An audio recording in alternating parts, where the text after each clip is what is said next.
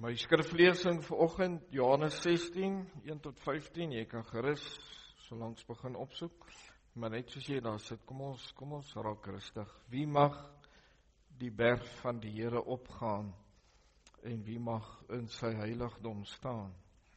Die een wie sy hande rein, en wie sy hart suiwer is, wat alle bedrog vermy, en geen vals eed aflê nie. Geliefdes, genade en vrede vir julle van God, ons Vader, en die Here Jesus Christus, deur die kragtige werking van die Heilige Gees. Amen. Ek lees vir ons 'n stukkie uit die wet, Micha 6, vanaf vers 6, net so 3 versies. Wat sal ek saamvat, as ek na die Here toe gaan? As ek voor die hoë God gaan kniel? Moet ek met offers na hom toe gaan, met jaar-oud kalwers? Sal die Here duisende ramme aanvaar, saam met 10.000 offers van olie? Moet ek my eerstgeborene offer vir my sonde, hom wat uit my liggaam kom, vir my oortreding? Mens, die Here het jou bekend gemaak wat goed is. Hy vra van jou dat jy reg sal laat geskied, dat jy die liefde en trou sal bewys, dat jy bedagsaam sal lewe voor jou God, en dan hier dit wat alles saamvat om die Here te dien. Dit is wysheid. Ek gaan die geloofsbelijdenis weer vir ons doen. Ek weet nou nie hoe getrou die ander ouens in hierdie goed is nie, party daar voel dit vir my. Ek wonder, hoe ervaar julle dit nog? Is dit nog soos in vroeër dae, wat die mense belydenisskrifte opgeset of geluister het na? Of het leef ons in 'n tyd wat mense verander het? Mense geweldig baie verander het rondom hierdie dinge, en omdat eintlik die betekenis en die waarheid van die belydenis deur die eeue verlore gegaan het. En belydenisskrifte was juis daar, veral as jy die Nederlands geloofsbelijdenis, die Heidelbergse katekismes en die Dordtse leerreëls vat, veral die Dordtse leerreëls was daar om dwaling bloot te lê en dwaling uit te wys. Vandag het hierdie dingetjies my so vervaag, en dis kom ons in 'n tyd leef waar dwaling geweldig die oorhand gekry het. Ek moet eintlik amper sê, hierdie laaste paar dekades het dit geweldig toegeneem. Maar ek lees vanoggend vir julle die geloofsbelijdenis van Nisea. Ek glo in een God. Ek kan dit in Deuteronomium 6 vers 4 ook gaan lees. Nie presies hoe dit hier staan nie, maar dieselfde idee. Die almagtige Vader, die skepper van die hemel en die aarde, en van alle sienlike en onsienlike dinge, en in een Heer, Jesus Christus, die enige gebore Seun van God, gebore uit die Vader voor alle tye. God uit God, lig uit lig, waaragtige God, uit waaragtige God, verwek, nie gemaak nie. Een in wese met die Vader, deur wie alle dinge ontstaan het, wat terwille van ons, die mense, en terwille van ons saligheid, neergedaal het uit die hemel, vlees geword het, deur die Heilige Gees, uit die Maagd Maria, en mens geword het, wat selfs vir ons gekruisig is, onder Pontius Pilatus, geskiedkundig, gelei en begrawe is, en op die 3de dag opgestaan het volgens die skrifte. Met ander woorde, ek glo dat hy werklik onder Pontius Pilatus gelei en gekruisig is, en dat hy waarlik opgestaan het, soos die skrifte sê, opgevaar het na die hemel, wat sit aan die regterhand van die Vader, wat weer sal kom met heerlikheid om te oordeel, die wat nog lewe en die wat reeds gesterf het, wie se koningsheerskappy geen einde sal hê nie, en in die Heilige Gees, die Heer en lewendmaker, wat van die Vader en die Seun uitgaan, wat saam met die Vader en die Seun aanbid en verheerlik moet word, wat gespreek het deur die heilige profete. Ons glo in een heilige algemeen katholieke kerk, kan ons dieselfde sê, ons is nie Rooms nie, maar katholiek beteken algemeen, gegrond op die leer van die apostels. Ons bely een doop tot vergifnis van sondes. Ons verwag die opstanding van die ontslapenis en die lewe van die toekomstige eeu.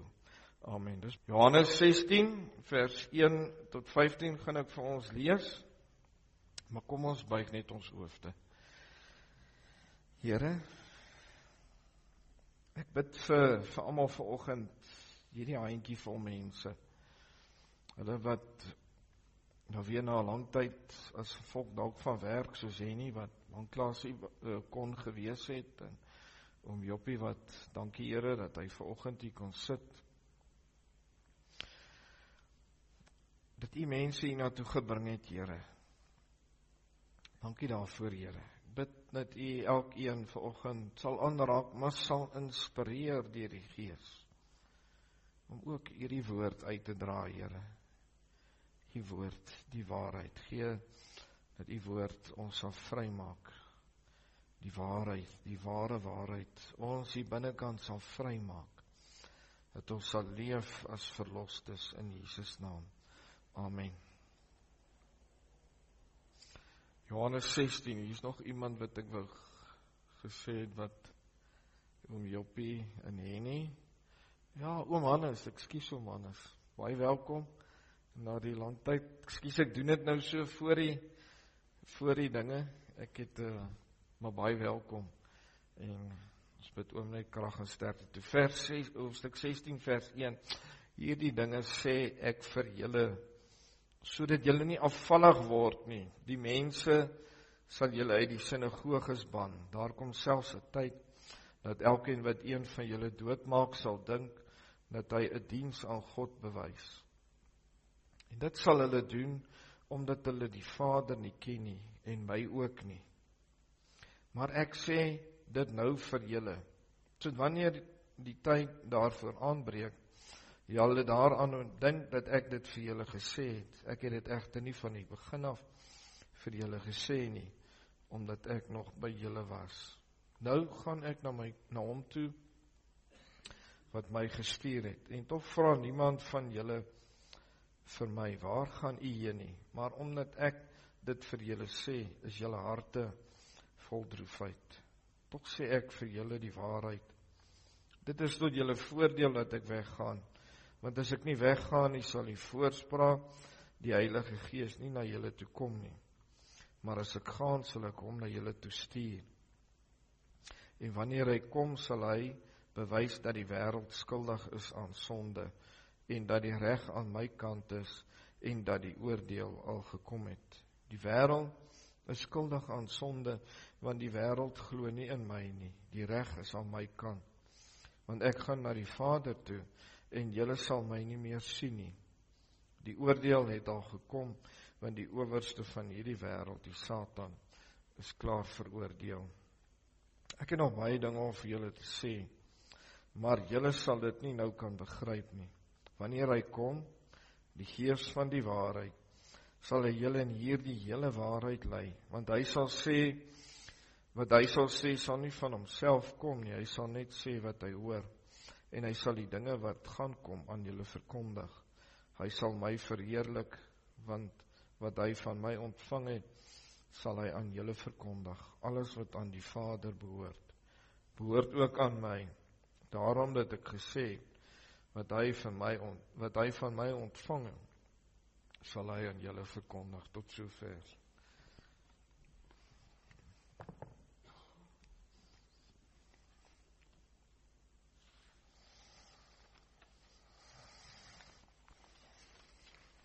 Hierdie gedeelte wat vanoggend gelees het, staan so tussen die gebeure wat in opbou is tot die kruisiging van Christus. Johannes 14 sê Jesus, of verklaar hy, ek is die weg, die waarheid, die lewe.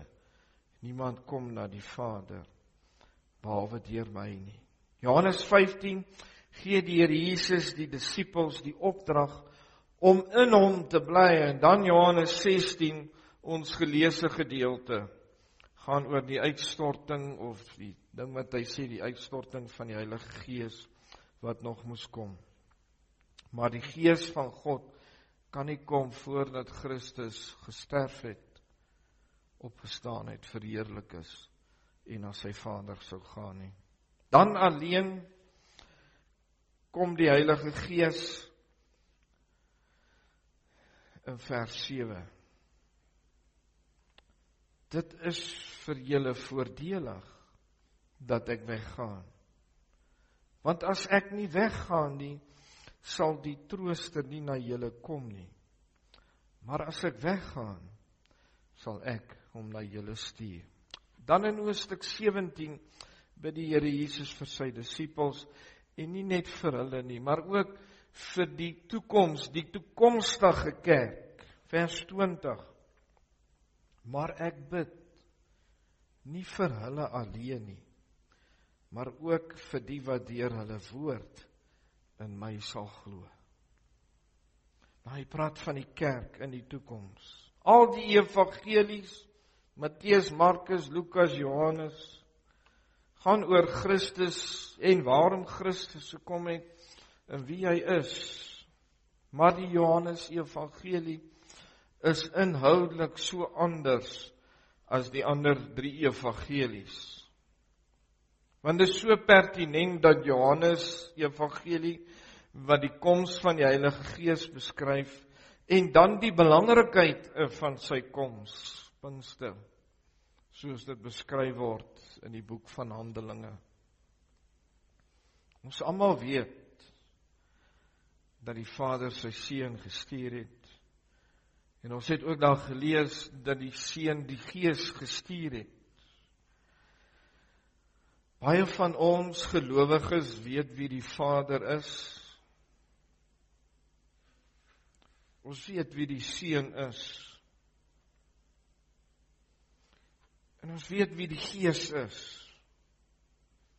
Ons weet dat die Vader die Seun gestuur het, en die Seun die Gees gestuur het, en dat die Gees vanuit die Vader en die Seun gegaan het na hierdie wêreld toe. Maar daar's eintlik bitter min mense wat weet wat is die rol van die Heilige Gees, of verstaan wat is die werk van die Heilige Gees in kinders van God se lewe, maar ook in die wêreld onder nie-gelowiges. Wat is die rol en die werk van die Heilige Gees?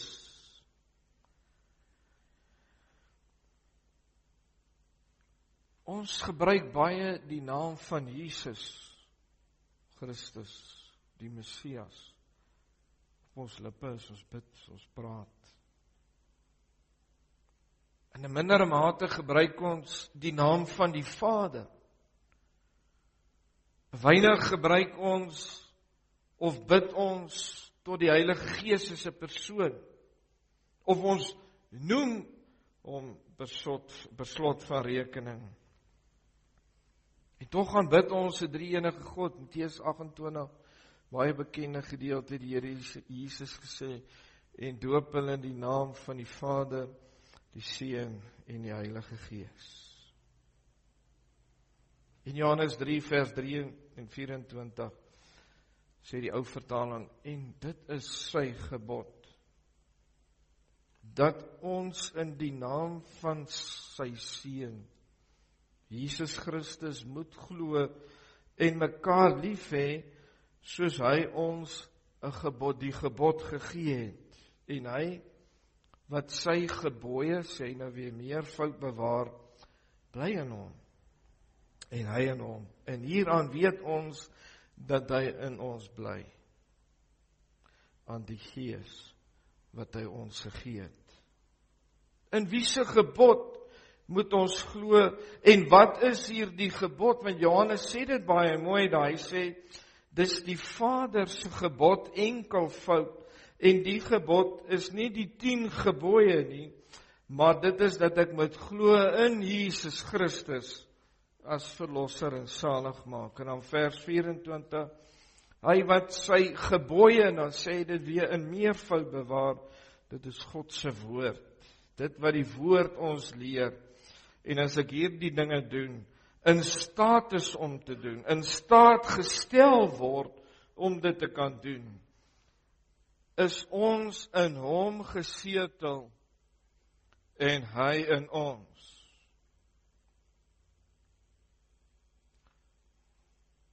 Deur sy gees wat hy aan ons gee, sê vers 24. Ek het al gesê, want ons is so geleer.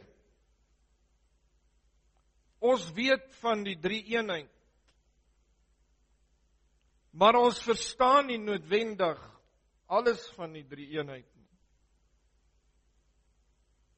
Maar jy gaan ook nie alles van dit verstaan nie. Want as jy dit sou verstaan, sou jy God verstaan, en dan sou jy tog in wese gelyk wees met God, as jy sou verstaan wat die drie eenheid presies is. Maar ons weet, is iets wat ons moet glo en bely. Ons weet ook dat ons belydenisskrifte, veral die een van Athanasius sê, God die Vader, God die Seun, God die Heilige Gees, is gelyk in godheid, is gelyk in eer, is gelykheid, is gelyk in roem. Die een is nie bo die ander een nie. Die een moet soveel eer ontvang, as wat die ander een ook moet ontvang. Maar net so weet ons, dat die Vader is nie die Seun nie, en die Seun is nie die Vader nie. En net so is die Vader nie die Gees nie, en die Seun nie die Gees nie. Die Gees ook nie die Vader, ook nie die Seun nie. Maar tog is hierdie drie een in wese. Nie drie gode nie, maar een God.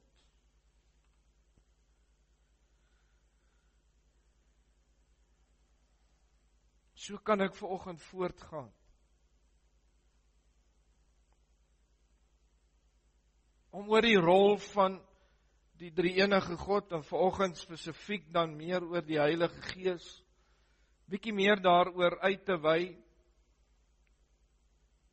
en te sê hoe ons dit moet verstaan in God se woord. Paulus skryf in die brief van die Korintiërs, en dan sê hy aan hulle, julle is die tempel van die Heilige Gees. Dit wat in Johannes 3:24 sê, is dat die Gees in jou woon, daarom is jy die tempel van die Heilige Gees. Maar nog steeds verstaan en begryp baie gelowiges nie die werking en die rol van die Heilige Gees nie. Ek dink wat baie in ons bekend is dit wat Christus vir ons kom doen het. Maar verstaan ek die volle omvang van die rol en die werking van die Heilige Gees in gelowiges en in die wêreld waar gelowiges beweeg? Wat is die rol en die werking van die Heilige Gees? Johannes 1 vers 12 ken ons almal. Nou ek is nie hier om vanoggend bekering te preek nie, want ek wil hê julle moet iets verstaan van die werking van die Heilige Gees. Johannes 1 vers 12 staan daar, maar almal wat hom, dit is Jesus Christus, aangeneem het, aan hulle het hy, dis God die Vader, die mag gegee om kinders van God te word, aan hulle wat in sy naam, Jesus Christus, glo.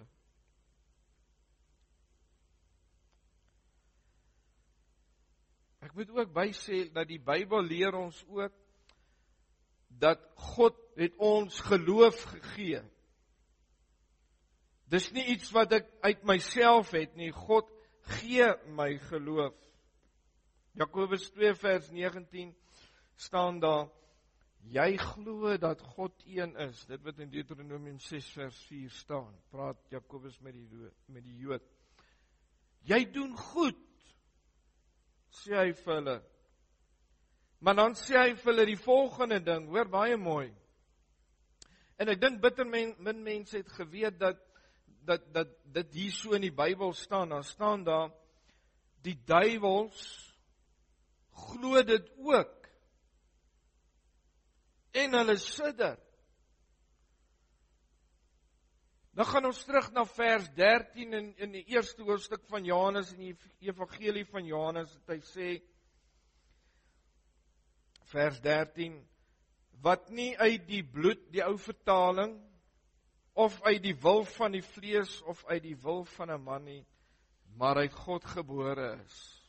Dis 'n bietjie 'n moeilike een, maar kom ons lees die nuwe vertaling. Die nuwe vertaling verduidelik dit vir my so 'n bietjie meer verstaanbaar. Hy sê, of die vertaling sê, hulle is dit nie van nature nie.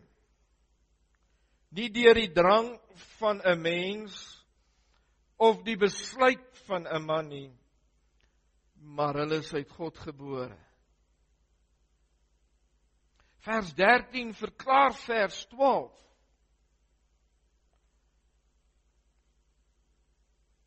Hulle glo dit nie van nature nie, hulle is dit nie uit nature nie, maar hulle is uit die Gees van God gebore. Hulle het die wedergeboorte deelagtig geword, die werk van die Heilige Gees. Die rol of die werk van die Heilige Gees word verder verduidelik in die gesprek wat die Here Jesus met Nikodemus gehad in hoofstuk 3 in Johannes. En ek lees vanaf vers 5 tot 8, daar staan, Jesus het geantwoord, dit verseker ek jou, as iemand nie uit water en gees gebore word nie, kan hy in die koninkryk van God nie kom nie.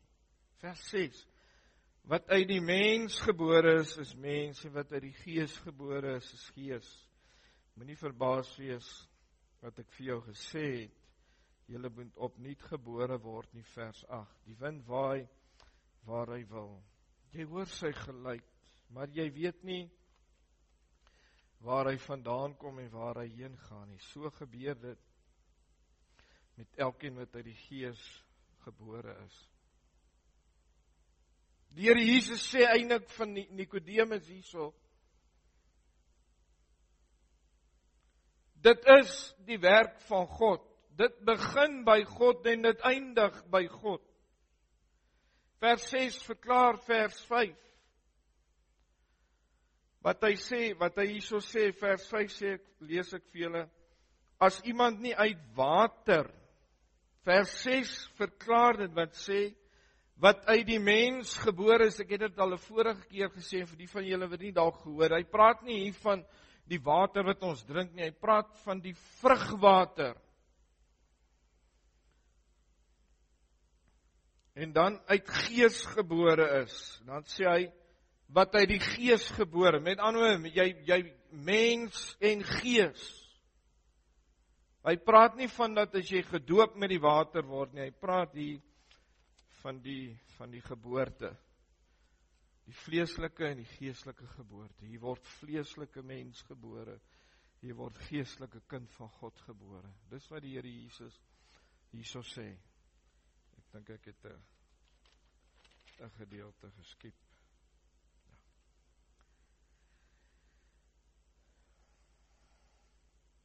Hy sê dood eenvoudig. As jy nie deur die Gees weergebore word nie,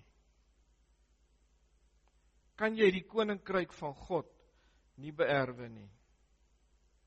Dis dood eenvoudig wat die Here Jesus hier vir Nikodemus kom sê. En die Here het ook nie vir Nikodemus kom sê, luister, as jy hierdie stappe volg,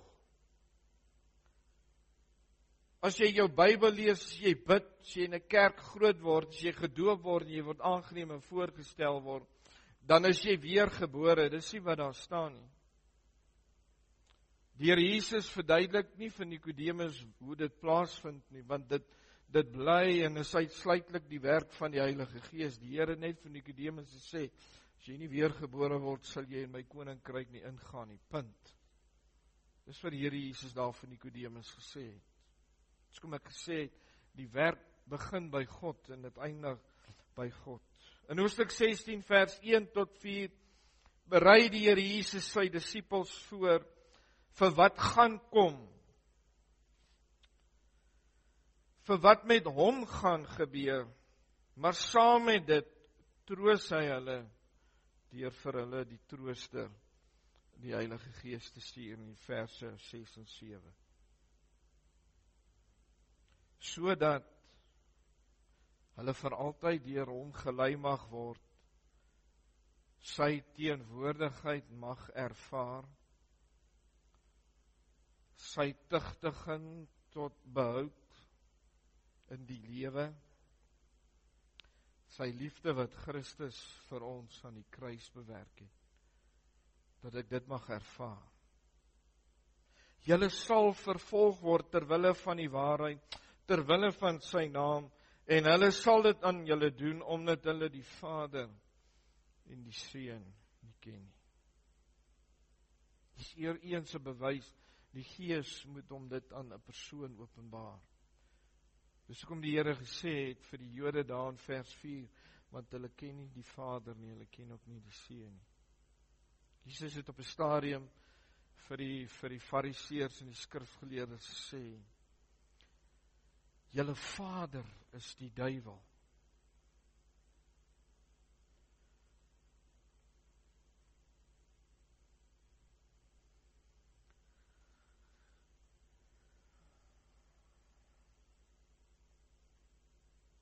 Kan ek dit anders stel? Die Gees het die Vader en die Seun geopenbaar aan gelowiges. Maar aan ongelowiges het hy dit nie bekend gemaak nie.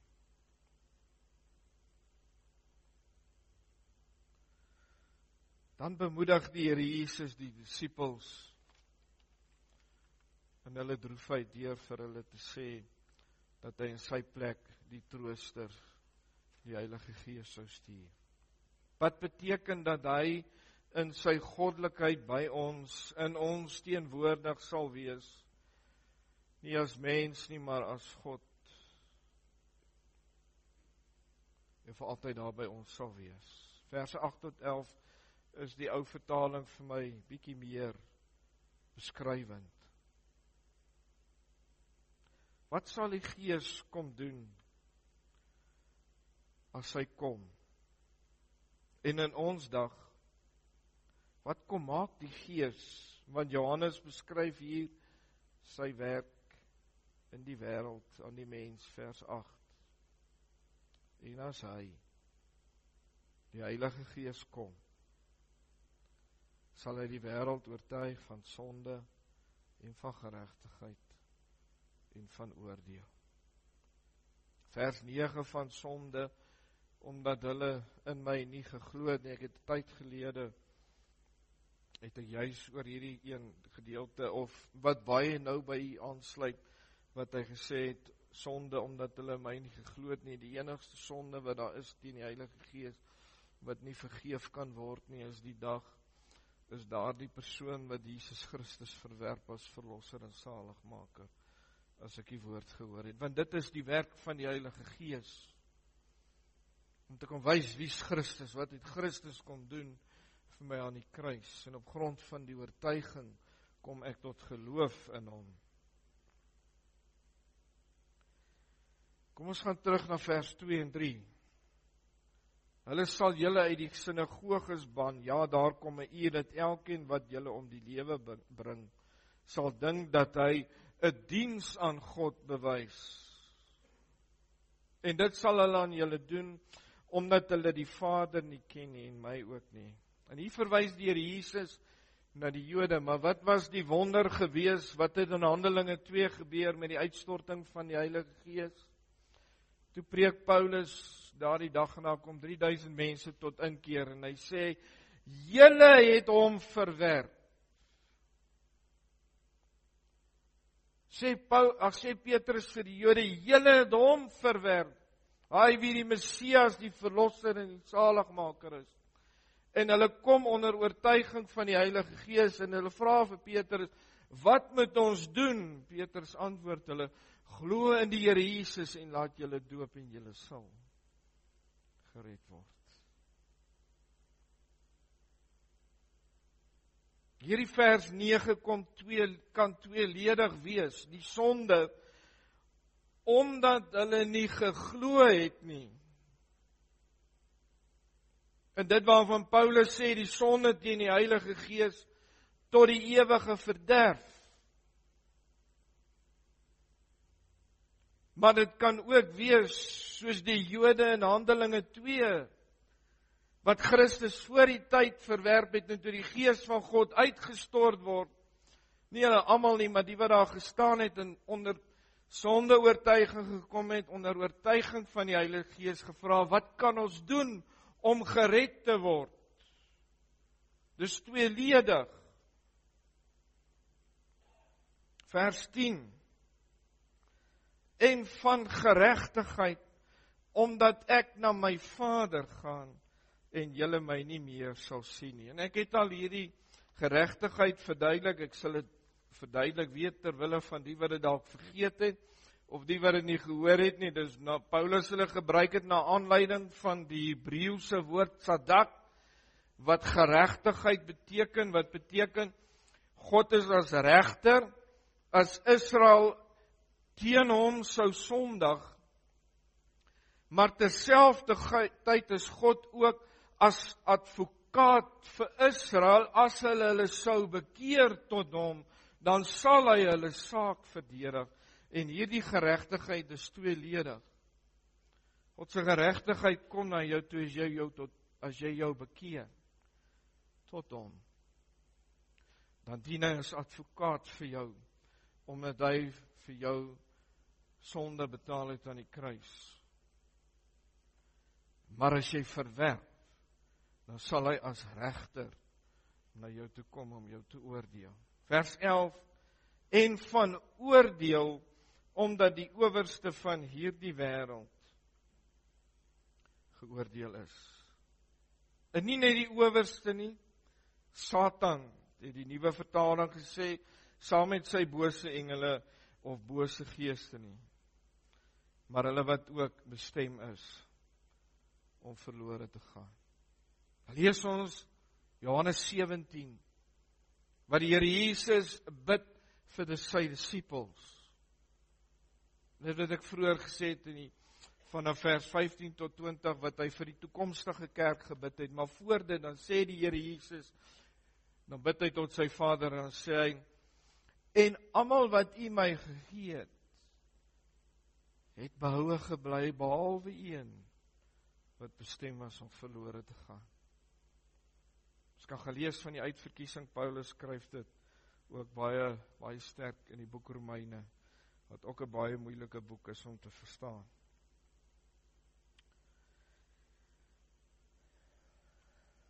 Die Vader trek die sondaar na hom.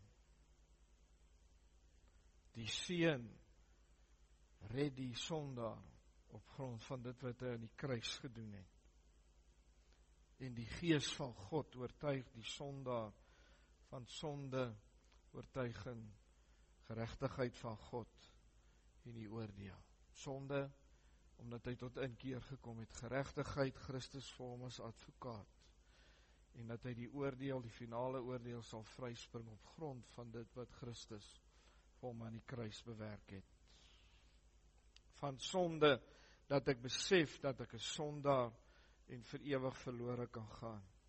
Van geregtigheid, dat hy deur sy geregtigheid vir ons die ewige lewe bewerk het. Die oordeel dat ek die ewige dood vryspring, omdat hy uit genade dit vir my gedoen het. Dis wat die sonde, geregtigheid en die oordeel tweeledig maak in hierdie stuk. Wat is die werk van die Heilige Gees in 'n kind van God se lewe? Hy roep. Hy wederbaar. Hy skenk die geloof tot die lewe. Geloof is 'n gawe van die Gees. Geloof is 'n daad van die mens. Geloof is kennis en vertroue. Geloof is gehoorsaamheid. Geloof is sekerheid. Hy regverdig my deur die bad van die wedergeboorte. Regverdiging is die oordeel oor die sondaar, die een wat hom verwerp, maar regverdiging is ook die genade vryspraak aan die gelowige. Ek word geregverdig deur die geloof, en nie op grond van wie ek is of my goeie werke nie, maar die werke uit die geloof is uit dankbaarheid vir dit wat hy vir my gedoen het. Jakobus beskryf dit so mooi in sy brief. Laastens is bekering noodsaaklik. En die skrif roep ons op tot bekering. Die Nederlandse geloofsbelijdenis in die Heidelberg Katekismus sit dit so mooi uiteen dat die gelowige tot inkeer, tot bekering moet kom. Bekering is om berou oor sonde te hê. Bekering is die wegkeer van sonde, om my rug op die sonde te draai, om my na God te draai. Ek bekeer my tot Christus Jesus en ek nooi hom in my lewe in. Bekering is die totale verandering van die mens. Bekering is 'n eenmalige handeling, maar bekering is ook 'n voortgesette handeling in die gelowige se lewe, omdat die Gees in hom werk. Bekeer ek my daagliks van dinge. Daar is 'n eerste bekering of 'n prinsipiële bekering, wanneer ek tot geloof in Christus Jesus kom.